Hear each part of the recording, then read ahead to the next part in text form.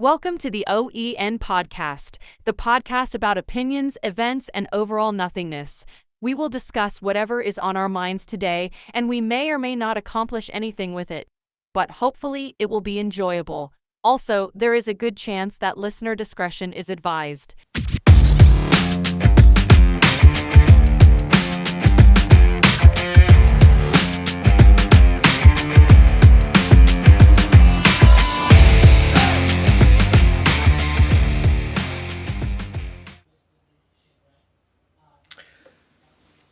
Hey y'all, what's up? Something a little bit different tonight. As you can tell, I don't have much of a voice, but Brittany's schedule has not worked out for us to do a podcast lately. So tonight I'm gonna do something a little different. I am going to cover the SpaceX Starship Flight 11 flight. So basically got two different streams pulled up, one from SpaceX themselves, one from NASA Space Flight, and I'll kind of bounce back and forth between the two. But people that aren't really aware of what SpaceX is doing, they have made the largest rocket in history, and they are working on reusability. So this is the largest rocket to ever fly. This is actually version 2 of both the rocket and the booster, or the Starship and the booster. And this is the final flight of version 2. Version 3 will be coming out. We probably won't see a flight of it until early next year. But this will be the final flight. So it's final flight of version 2, and it's the final flight off of their Pad A in their Boca Chica launch complex. And so it's kind of what they're calling the end of an era. So I just think I love this stuff. I love the space thing. I watched space thing when I was a kid and just really enjoy it. So to watch this type of history come online and come to come to fruition over, like 5-6 years ago when we were watching first start was really amazing. So tonight, just to be able to put something on the fucking podcast channel, we're gonna watch a Starship launch. So if you've never seen one, watch.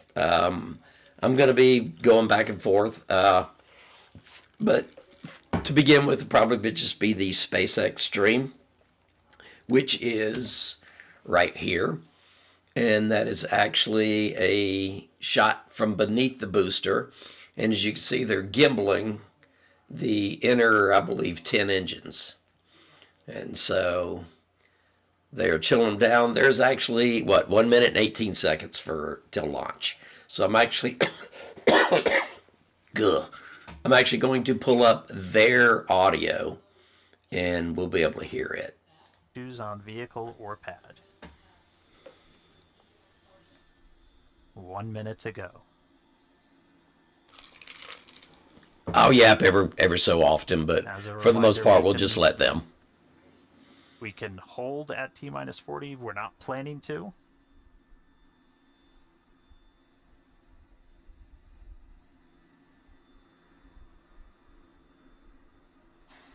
All right. We're through T-40. Let's listen in. Flight Director Ty Huntington back in the seat. Take us through the final Flight seconds Directors, go for launch.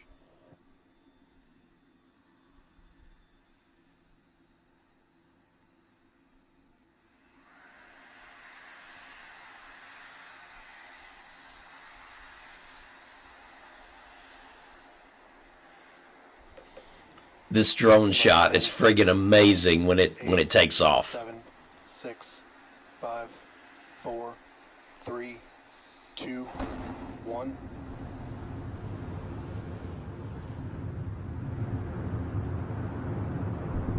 We have liftoff. Go Super Heavy. Go Starship. Thanks for all the historic flights, Pad 1.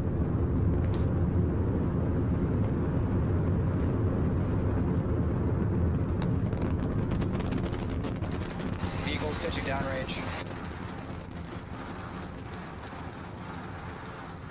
Booster Raptor chamber pressure nominal.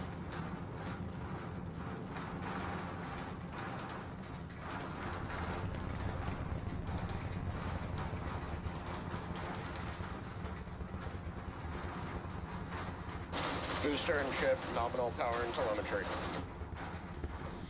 All right, we are about 45 seconds into flight. We're still getting the rattle here at Star Factory. We are seeing 33 out of 33 Raptor engines lit on Super Heavy as it arcs across the Gulf. Coming up next on Max Q.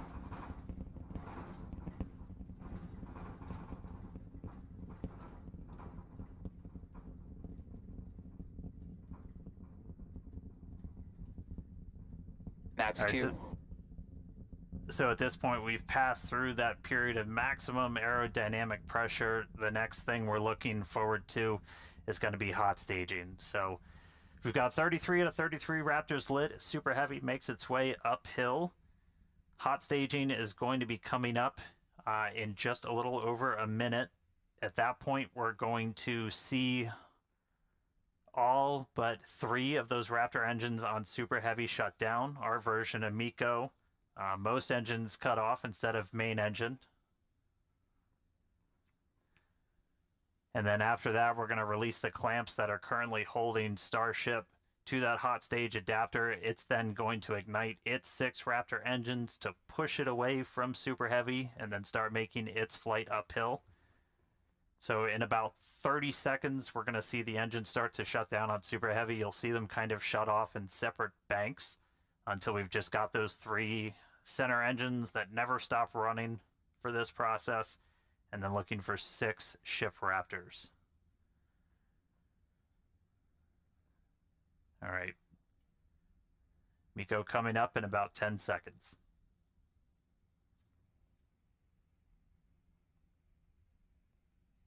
See the engines throttling down. Booster engine cutoff.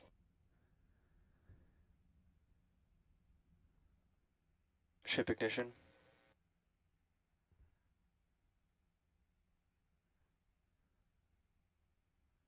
Stage separation. Boost backburn startup.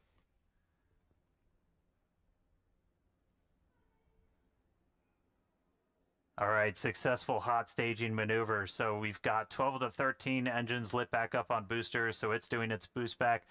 Real excitingly, Ship though, chamber we've pressure's got 6 nominal. out of 6 Raptors lit on ship there, so it's now going to continue to make its ascent into outer space. Meanwhile, this boost back is happening. We're using those 13 engines, so everything, well, 12 out of the 13, and then we go down to 3, and then we're going to shut down for the end of boost back. That's sending Super Heavy back towards its planned splashdown zone in the Gulf. Right after we finish this boost back burn, we're also going to separate the hot stage. This will be the final time Boost that backburn we're shut doing down. this. Is all right, there's the end of the boost back burn. We should be seeing the hot stage. There.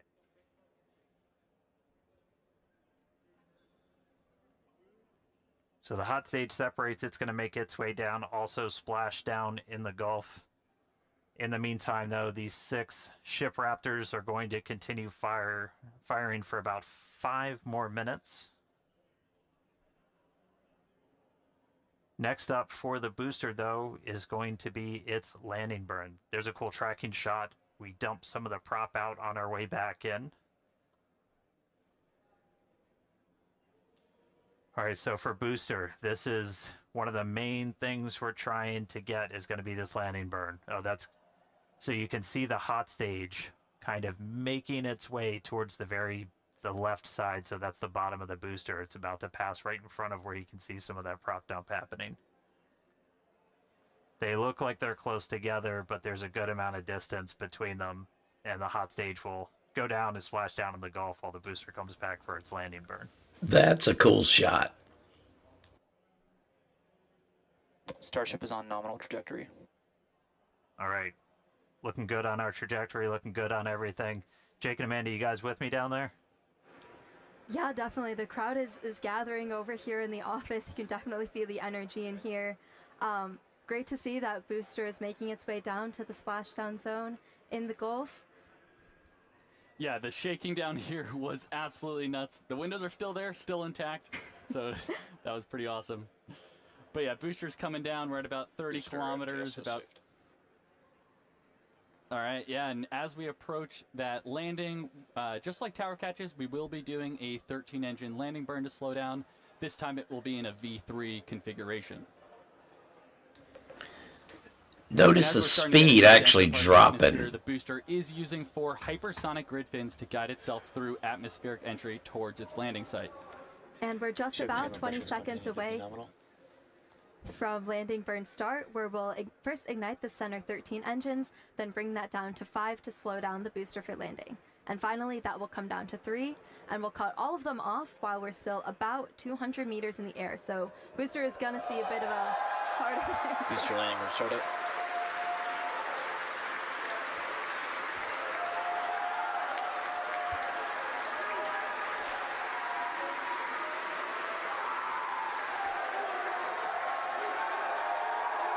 Booster landing burn shutdown. And there we heard it. Booster landing burn shutdown. We saw a 13 to 5 to 3 V3 demonstration. And into the water we go. Wow, that was absolutely awesome. If you can even hear us right now, congrats to the whole SpaceX team. So far, so good for today. That was incredible. All right, great stuff, guys. I'm jealous of the crowd. All right, back to ship. Ship's still making its way. We've got a little under 2 minutes left in this ascent burn, so we've got all 6 Raptor engines still firing. So the next major milestone we're going to be looking for is SECO. That's our second stage engine cutoff. That's should be coming right at about 8 minutes and 58 seconds into flight, so we've got about 1:20 still to go. Really cool to see Booster go through that landing burn. That was one of our really key demonstrations we wanted to try and do today. Is that's mimicking what we're going to be hopefully doing. Oh, we just got our sonic boom, sounds like, from the booster coming back. All right, less than a minute to go. So we are going to see the 3 RVACs, the vacuum optimized engines, shut down first, and then we'll shut down those 3 center engines. So we should be a little under a minute until SECO. Just a reminder, this is putting us into a suborbital trajectory, so we're intentionally just going slow enough that we're not going to achieve full orbit. This puts us on a course where those engines shut off, and no matter what, we're coming back. Starship is in terminal guidance. In the Indian Ocean. All right, terminal guidance. So we should start seeing the shutdowns come up in just a couple seconds. Less than 30 seconds to go in this ship ascent burn.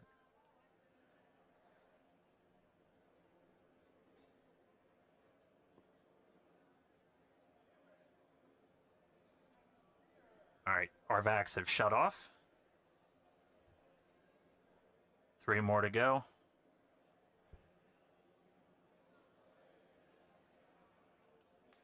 Ship engine cutoff.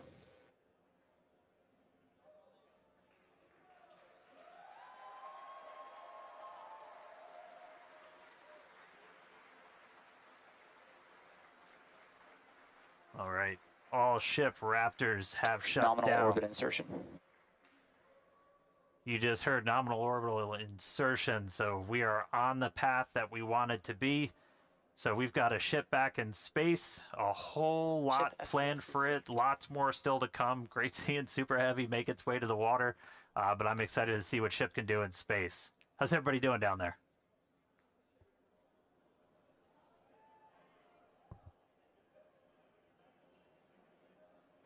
Yeah, if you could hear the crowd behind us this whole time, people are definitely happy with how the day's been panning out so far. Definitely exciting to see Starship safely in space, and super pumped to see all the team's hard work in action here today. Yeah, and we guaranteed it at the start of the show, but it has been an awesome day so far. It's crazy. All this has happened in just 10 minutes. All the objectives were met on the booster, including that V3 style landing burn. So now all eyes are on the ship as we get ready for our in-space objectives. But we've got a few minutes until that next milestone, so sit tight. enjoy the views, enjoy the space jams. We'll be back at T plus 16 minutes for payload deploy.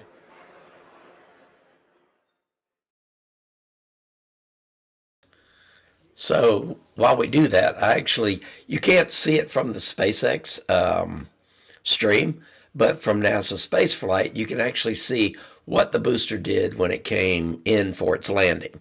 Now, they go and they intentionally let it smash into the ocean and explode, so they don't have big pieces floating around in the ocean, all that stuff. But I'm going to pull up this replay, and you'll be able to see exactly what happened here.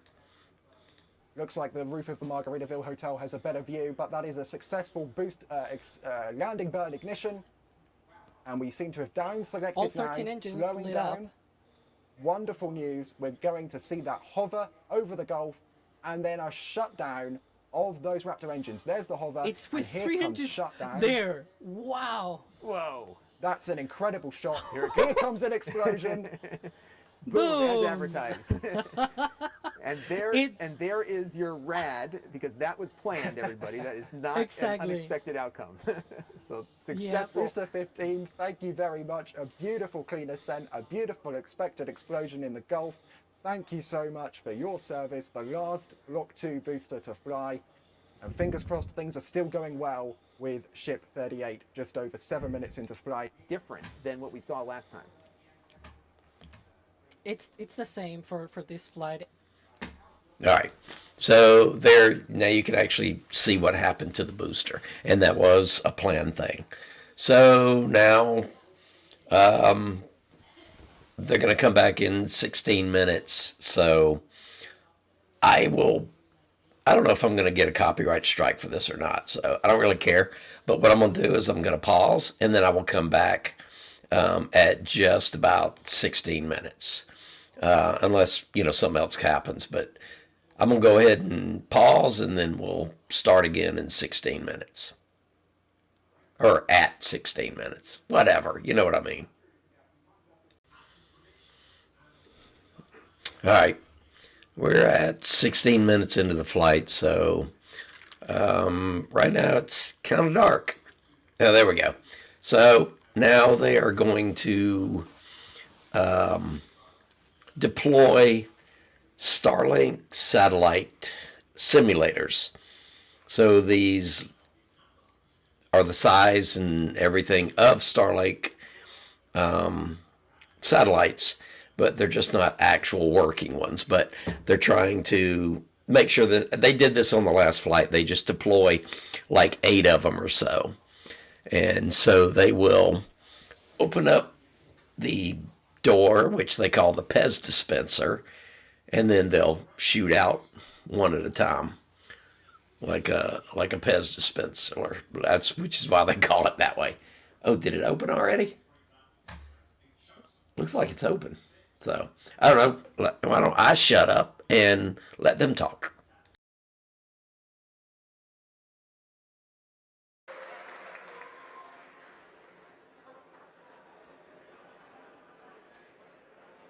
All right, looks like we got the door open.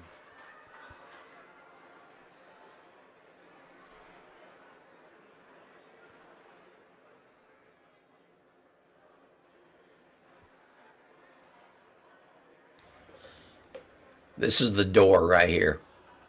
All right, so payload door is open. Next up, gonna be to start deploying these Starlink simulators.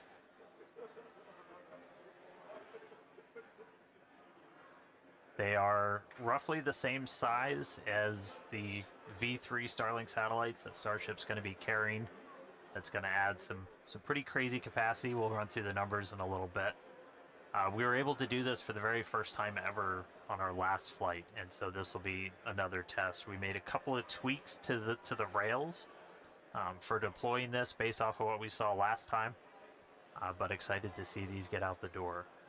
Our next iteration of Starship's also going to have kind of a more powerful Pez. It's going to deploy these at a little bit faster speed, but looking to see our next demonstration of this. Hopefully in the next couple of seconds we should start seeing them move out the door. This is cool because we didn't get an external view last time. So it's pretty cool. Left, so you're basically that would be if you were sitting at the very top of the nose cone looking down. So there's kind of a short stack. There's 4 on either side, so 8 total. When we start flying Starlinks for their actual deploy missions, we're going to be carrying stacks of about 60. So much larger stack once we start flying these operationally, but still doing a little bit of a short just for this payload deployed today.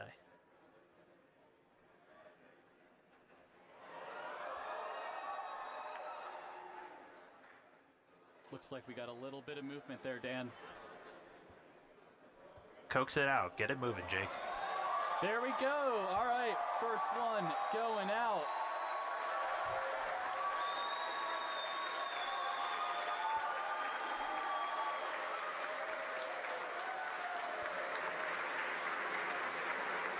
All right, first one's deployed. Getting ready for the second one here. We do a little reset back to the center position. Yeah, it takes about a minute for each one.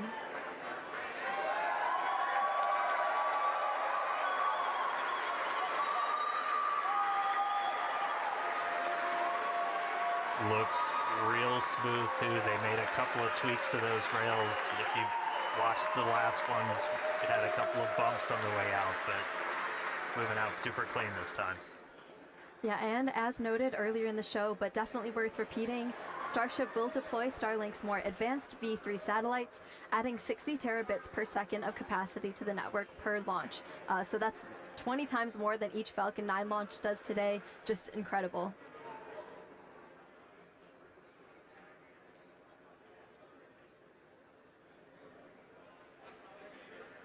Yeah, and anybody that's been following Starship, you know, Starlink's kind of the MVP for these flight tests, where it's not only giving us the views we're seeing right now, but also just real-time data through every phase of flight. So we've got a couple dozen cameras on Starship. We've also got a bunch of cameras spread across the globe, including out in the Indian Ocean, where we've got our fun buoys floating. There goes another one.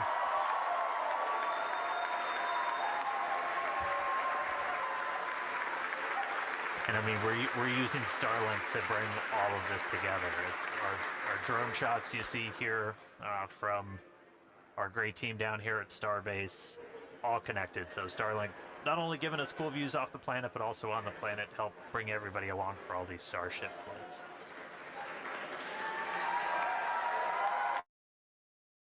Where's the dang external view? I want to see that. I don't know if the camera went out or what. We're not even showing it.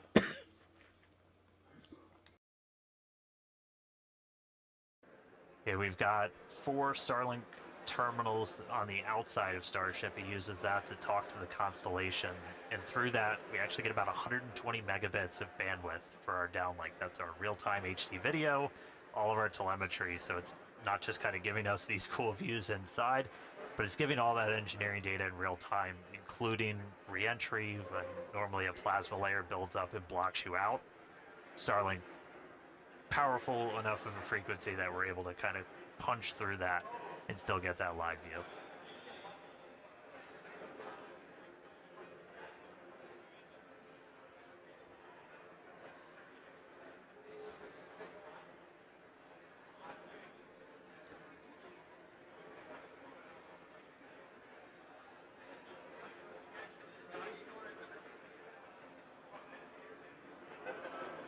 Next one out the door.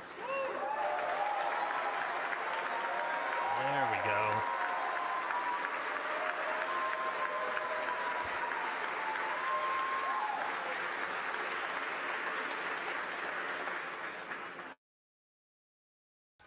Okay, we got the external view. I didn't see shit. I don't know if you did or not, but I didn't see shit. People around the world, many of who have never had connectivity before. Oh.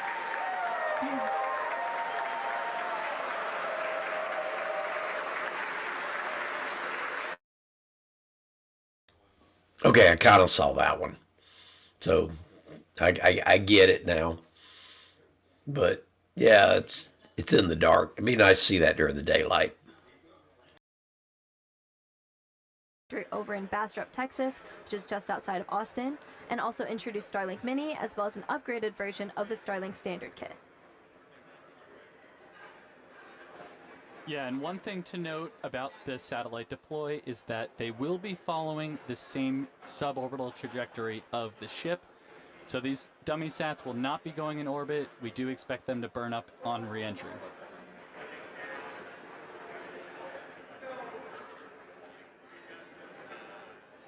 All right, a couple more to go. I promise one of these days we'll deploy in daylight. But we're basically trading deploy in the dark so we get those re-entry views for the daytime.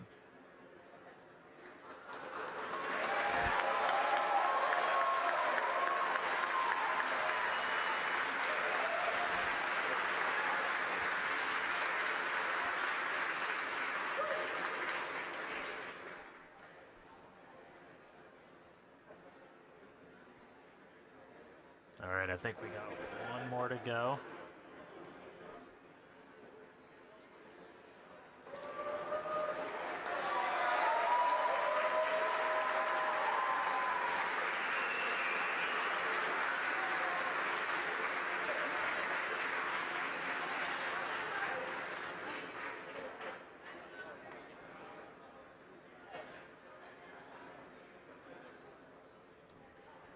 All right, now with payload deploy complete, Starship will now close its payload door and continue to coast around Earth to the Indian Ocean.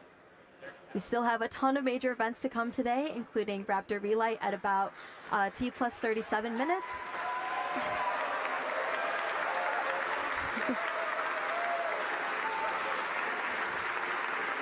That will be followed by atmospheric reentry and splashdown. So with that, we're going to go on another quick coast. Yeah, if you can hear us.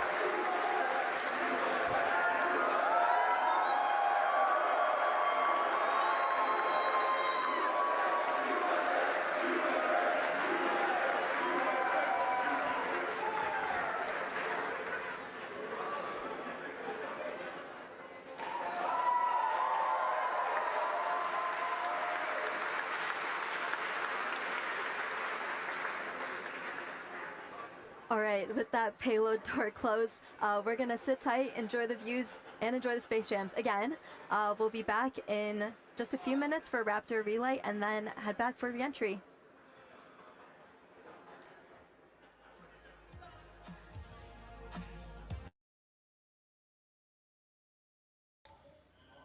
All right, so just to keep this down a bit, I will cut it off and come back at about, I think they said 37 for the Raptor Relight, so I will come back at like 36. So you'll see a 10-minute change in the flight time when I pop back in.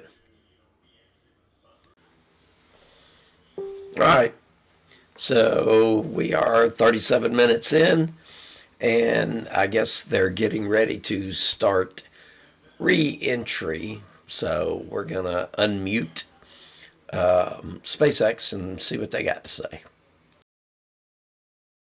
In this instance, we're already on our way back down towards Earth. So this is just going to demonstrate the capability of turning one of these engines on. We should be coming up in just about 20 seconds or so, looking for one of those Raptor engines to turn back on. They've been off since we completed that successful ascent burn almost 30 minutes ago. Here we go. Oh, Raptor ignition. He said ascent. And shutdown.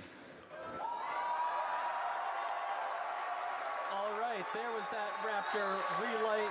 Looks like engine 3 full duration. As Dan mentioned, that's a third attempt, and we just did it 3 times in a row. So congrats to the team, the ship team, Raptor team. And then there we heard nominal second orbital insertion. All right, so congrats everyone on the milestone. That was awesome to see. We're 3 for 3. We're going to take another break, and we'll be back for re-entry at about T plus 45 minutes. We'll see you soon.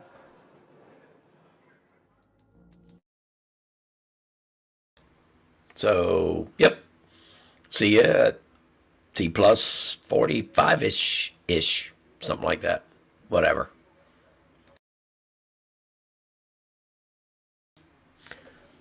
So I came back a few minutes early because this is just fucking cool.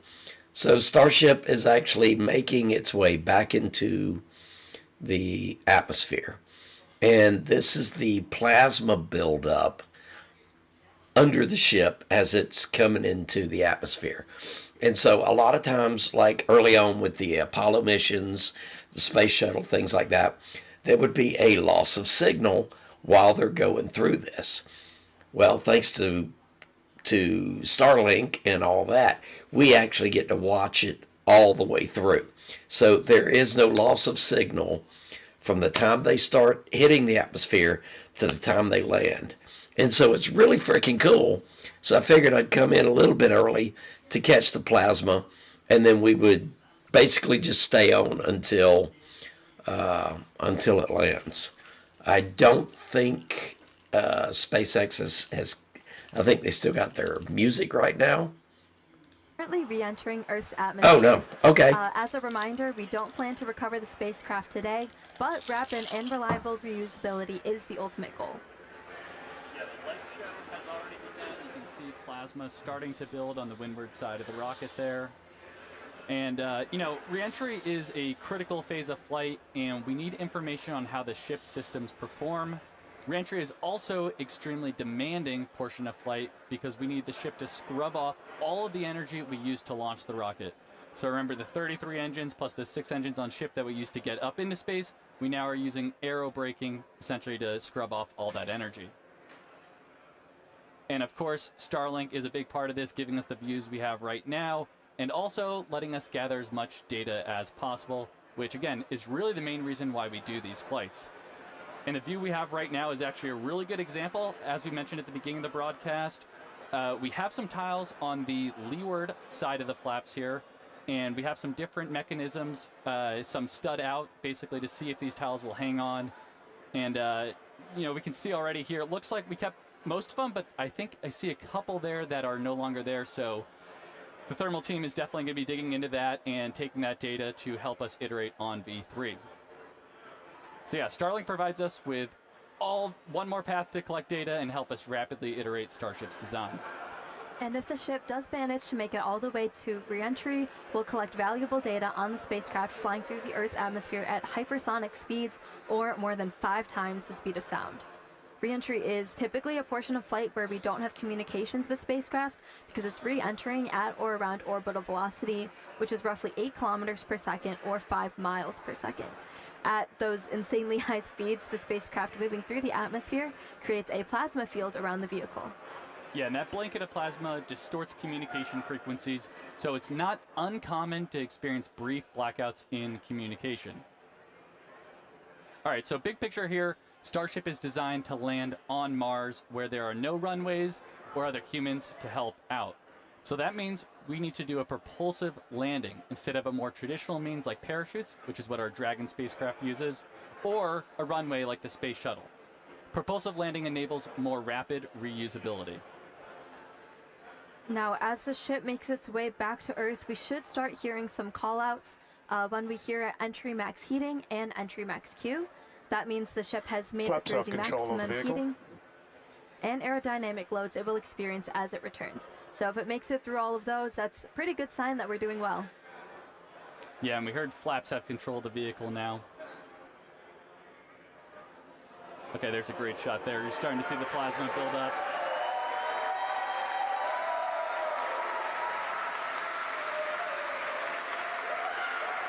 So we will hear a call out when the ship is transonic and then subsonic. Transonic refers to the period of flight where the velocities of airflows surrounding and flowing past the vehicle are concurrently below, at, and above the speed of sound, somewhere in the range of Mach 0.8 to 1.2. All right, a lot of numbers coming up here, but for reference, commercial jets have a range of cruising speeds, but most fly around Mach 0.74 to Mach 0.85, which is 480 to 575 miles per hour, or 770 to 930 kilometers per hour. Right now, we're going a little over 26,000 kilometers per hour. So compare that to the airplane at 930. It's like pretty crazy how fast we're going here. All right, and after we hear the call out that Starship is transonic, we should hear the call out that Starship is subsonic. Subsonic, of course, refers to the speed that is much less than the speed of sound. So at that point, the ship's velocity will be starting to slow down, and we'll be looking a little bit more like some of our suborbital flights from, at this point, almost 5 years ago. But as you'll notice, as it's going through the atmosphere, speed is already dropping. So it's dropping like significantly due to the thickness of the atmosphere. And the lower it gets, thicker it gets. The limits. We've done a lot of these missing tile tests. We did it back on Flight 10. Every time we do it, we throw something new and the ship makes it through. This time, we're really pushing it. We've removed these tiles in some of the spots that see the highest level of heating. And we remove tiles that have zero backup protection underneath. So there's essentially just bare steel. It's one of the heat of re-entry. And so do not be surprised if this is not a very smooth flight on the way down. But again, this is intentional. We are trying to find what are the limits for ship. How resilient are we to these different issues that could pop up? If we lose a tile anywhere in the vehicle, we want to know what that ultimate impact is going to be. So we've got a couple missing. We had a bunch pulled over the primary fuel, the LOX tanks, everything. This one, we've got a tile missing right on top. So that's going to see some of the highest temperatures during this re-entry, and there's just bare steel right underneath it. So we're going to see if Starship's robust enough to pull through that. Also have some tiles missing around the aft flaps, specifically on the leading edge. So again, we're getting a really good look right at the leading edge. That's getting really intense heating. So again, gonna see if it can make it through. See if all the flaps hold on. See if Starship holds together. But definitely could be a bumpy ride. But this is why we're flying. This is why we're flying in this part of the world. This is why we're putting Starship through these flight tests to really understand what its limits are. So we can then move on to the next thing. Just going to be bringing ships back to the launch site for a catch. But for now, still on this suborbital. The light show continuing. Keep following it in. I think we got about 15 minutes until splashdown. Yeah, Dan, it looks, you can see our speed our speed indicator in the bottom left there. It looks like we're starting to scrub off velocity a little bit quicker. Ship is entering the peak heating phase of flight.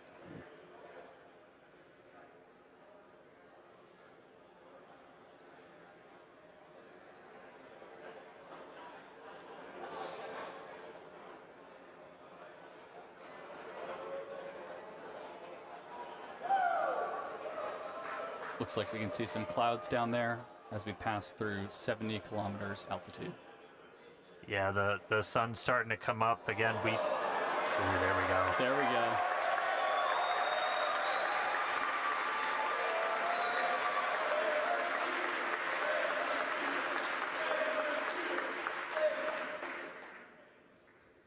Skirt is intact so far this time. If you watched Flight 10, you saw we entered with a little bit missing.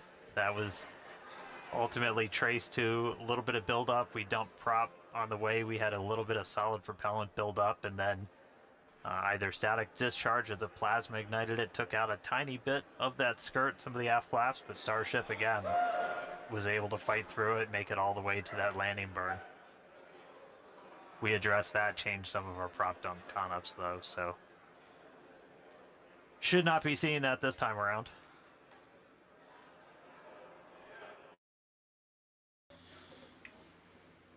I'm sorry, but this shit is just cool. It really, really is cool. So, and this is the first time I've actually heard them address the little explosion they had in Flight 10, so that was kind of cool. But, I mean, seriously, this shit is just pretty damn cool. That's designed to essentially be the approach that we would do on a return to launch site and a tower catch. So don't be surprised if we see the ship start to turn and make a few maneuvers as it makes its way down to the Indian Ocean. And fun fact, even though we're doing all this turning, we're essentially targeting the exact same spot in the Indian Ocean we went to last time.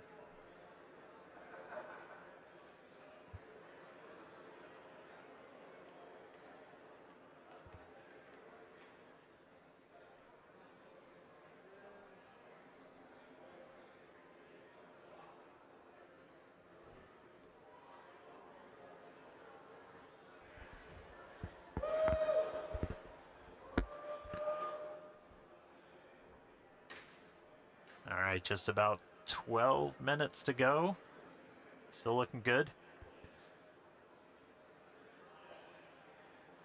That gives a pretty good view of those aft flaps where, again, on the leading edge, I think it might be on the one on the other side, we had some tiles removed with no backups behind it. So again, we're really trying to stress some of the most sensitive areas around Starship, where basically if you lose a tile, it's the worst possible spot. And if we're able to make it through this, then that tells us quite a bit about just how resilient this vehicle is.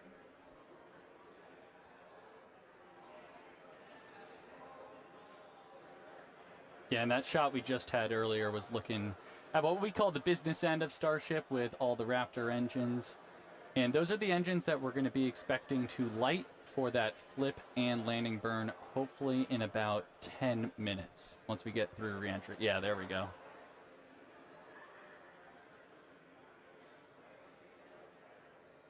Yeah, looking at E3, that's the one we did the relight on. So it's 2 for 2 so far. We'll see if it can go 3 for 3. Yeah.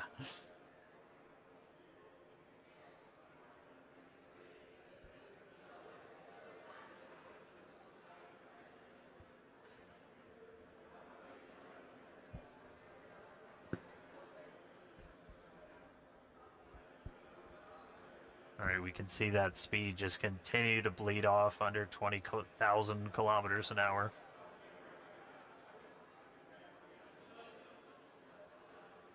Ship still holding together. Yeah, and if you look in the bottom right, looks like we've made it all the way to the Indian Ocean. We're coming up kind of near Australia, the west side of Australia there, so pretty crazy. We're only 56 minutes in, and we've made it all the way, halfway around the world.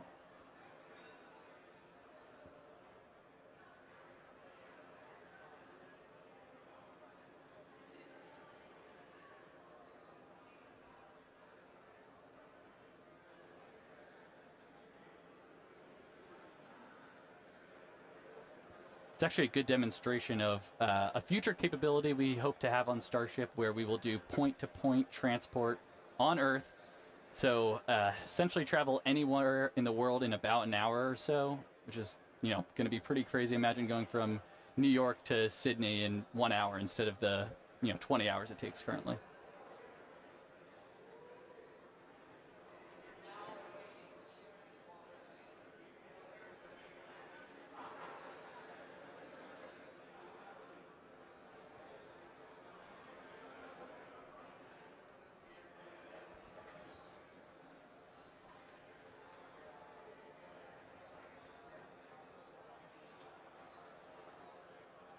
And a reminder, so this camera is, we see some of the heat rate picking up a little bit.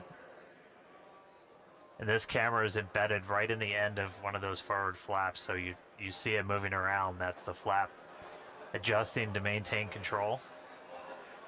Looks like we're getting into our bank maneuver.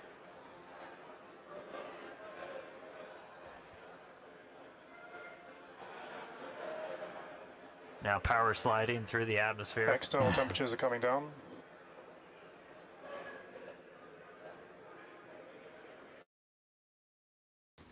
Hey, flat earthers, look at the curve.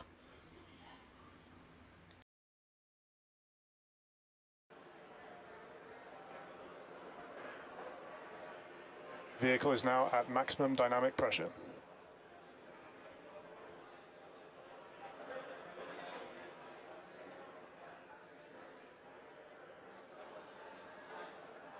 All right, that was basically our reverse max Q, so most aerodynamic stress that it's going to see during reentry, we just passed through it. So we're past that, we're past peak heating. Ship's still holding together. So we're currently in this bank maneuver. We're going to see it kind of roll over and do a pretty significant shift as we get down closer to the subsonic speeds.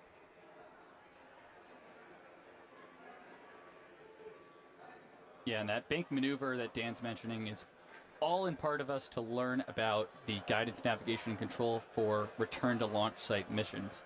So in the near future, we're hoping to return the ship back to the same pad we just took off on 59 minutes ago, and we've got to do some of these pretty dynamic bankings to make that trajectory work out.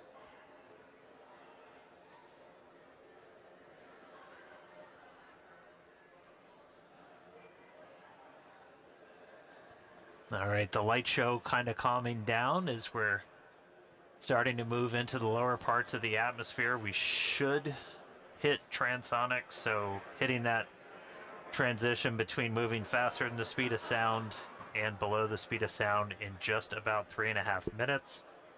Our landing burn should happen right around an hour and 6 minutes after launch, so we should be just about 6 minutes away from that. You can see lots of daylight.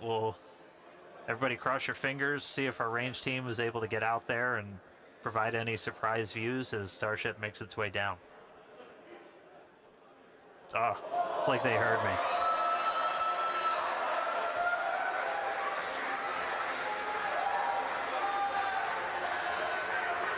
Ready and waiting, let's go. Dan, you just spoke that view into existence there. And again, all brought to us by Starlink. Maneuver has started. All right, there we go. So we're now starting into our really heavy bank maneuver. Again, this does almost like a half circle loop to our actual trajectory.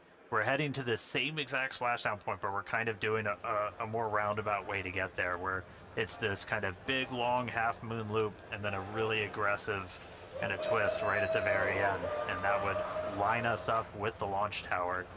Starship, on a return to launch site, would fly over the tower, do a quick landing burn flip, and then come down for catching the arms.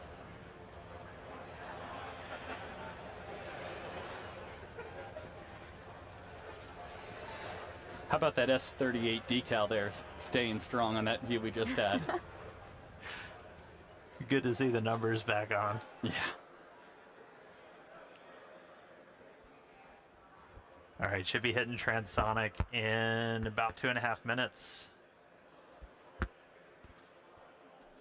Landing flip coming up in about 4. Pretty clouds there in the Indian Ocean today. Again, yeah, we changed our launch times. We launched in the evening. If y'all haven't seen this landing, the flip and the burn is friggin' phenomenal. Something that's never ever been done before, and it is absolutely ridiculous. So hopefully you enjoy it as much as I do. There we've got there's... You spoke it again, Dan. There it is. They're playing with me in the control room. All right. But we have these buoys out there. We have these drones that we're trying to see externally how the heat shield held up. Everybody saw from Flight 10 it had a little bit of a paint job, a little bit of a reddish hue. That was from those metallic tiles that we had tested, kind of oxidizing really rapidly in that plasma and then spreading those little oxide particles all over the heat shield. No metal tiles on this flight, so not expecting to see that. Dynamic pressure is coming down.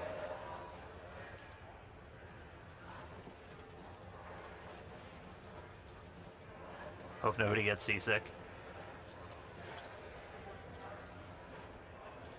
All right, coming up on transonic shortly. It's about 2.5 minutes of landing burn. Yeah, and once we get to around the 15-kilometer altitude mark, that's where we have a lot of flight history. Starship is transonic, starting the belly flop phase of flight. Yep, that belly flop phase that we perfected in the suborbital campaigns, we're entering that now.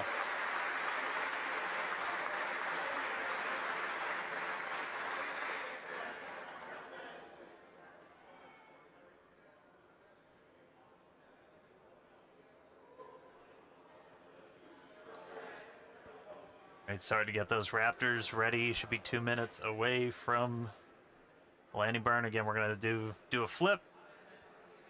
After we ignite those engines, we'll go from 3 down to 2 for the final phase of the landing burn and look for another soft splashdown, hopefully by our buoy and drone, which are hanging out, ready and waiting for a ship.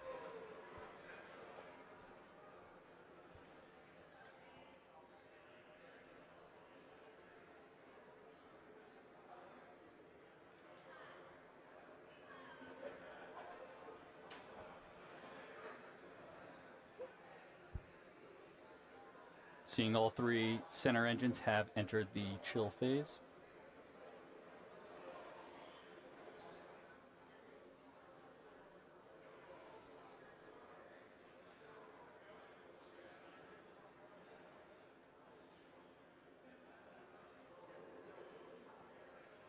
All right, less than a minute to go. The ship is making its turn for final approach. Seriously, if y'all ain't seen that shit, this is amazing. Essentially position it so it's right behind the launch and catch tower.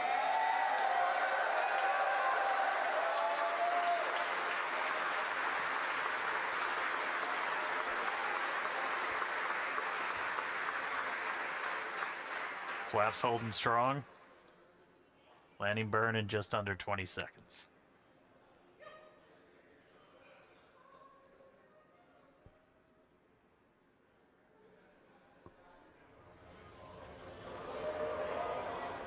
Ship landing startup.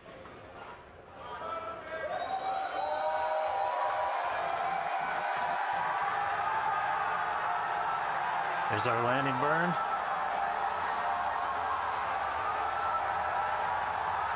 Three down to 2. Starship has landed.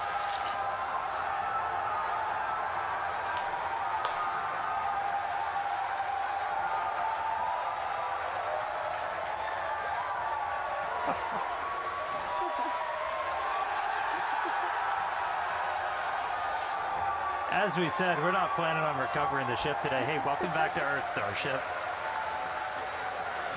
We are down in the Indian Ocean.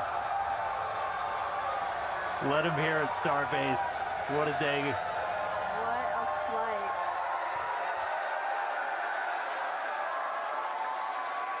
Oh. All right. Welcome back to Earth, ship. What a day. A whole lot more to go through. As you just saw, everybody here at Starbase pretty hyped. Hey, Tyler. There we go. So that is Starship, the last Block 2 ship to fly, the last Block 2 booster to fly, and the last to go off of that pad in its current configuration. They're going to start tearing it down tomorrow morning and changing it up. So, oh look, I'm on NSF. So, but a very successful thing. And if you've never seen it before, hopefully you enjoyed it. I just need to get something out just because we haven't got anything out in forever. So, I don't know. Let me know. Let me know what you think. Hopefully you had a good evening, and we will catch you in the next one. All right? Peace.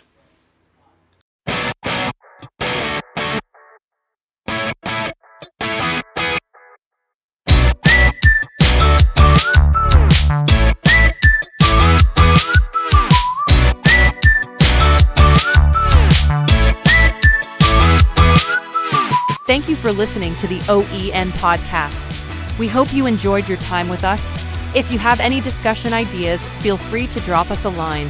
Please follow us on Facebook, Twitter, Instagram, and Spotify at OEN Podcast. Have a great day, and we'll talk at you in the next one.